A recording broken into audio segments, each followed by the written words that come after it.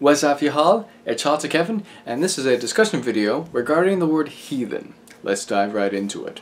The word heathen comes from Old English hēþen. Now say it with me.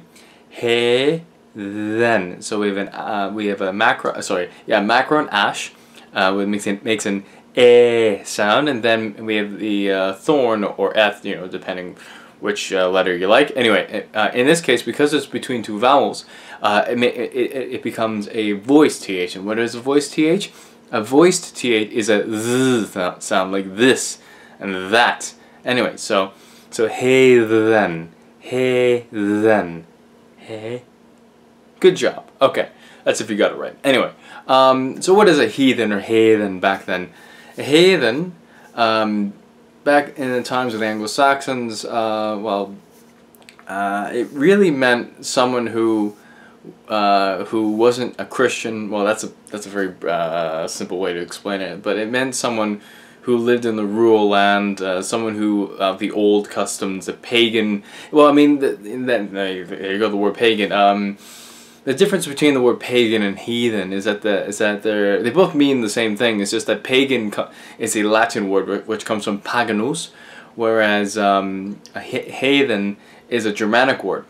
And if you go far back enough, I mean, the word heathen is first attested in the Gothic language, and Gothic is a East Germanic language, and it meant non-Jew. It meant what it really meant was, it's a Germanic word for a Gentile as well. That's something to bear in mind. So and this meaning stayed the same within the times of the Anglo-Saxons, and it was a way to describe people who lived out in the rural lands and who had their customs and whatnot, which is different from Christianity.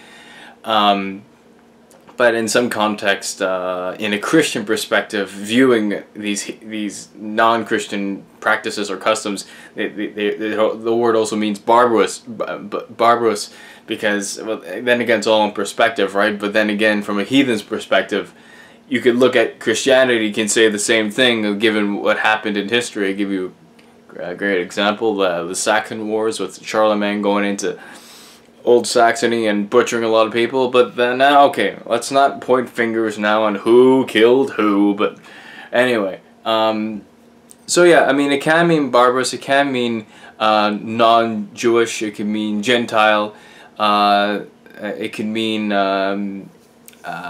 what else? A non-believer, if you will. And yeah, that's a thing too. Well, now, I should say now, but like later in history, like the word heathen was kind of used as a rhetorical word, like this just to call someone a bad person. You say, oh, that heathen, to emphasize they're a bad person, and my camera's telling me to change the battery pack. Now we got that sorted out with the battery pack issue. Anyway, so yeah, so some people today view the word heathen. I mean, you got some people today who pride themselves of calling themselves a heathen.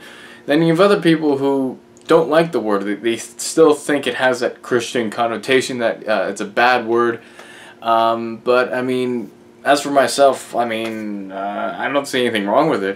To me, it's just another ordinary Germanic word. Just as the word pagan. I mean, that's just a Latin word. I mean, if people want to pride themselves calling them heathen, fine by me, or pagan, doesn't matter. I mean, more or less means the same thing. But yeah, I mean, the word heathen, the way to describe it too, like, it would be someone who is of the native religion of their land. Yeah, that'll be another way to explain it. Whereas Christianity, and like, that's a Semitic, because Christianity came from the Middle East. That's something to bear in mind. Whereas something that is heathen, using that Germanic word, going to its origins, it's basically someone of their the beliefs of their native land. You could argue in later history, Canadian history, these Catholics, they looked at these natives and they would say, use the rhetoric of those heathens. and whatnot, to try to downplay them, and when in fact, you know, those natives, you know, that have traditions and mythologies similar to our own. You know, I mean, that goes to show the more you learn about another people, you can find out more about yourself.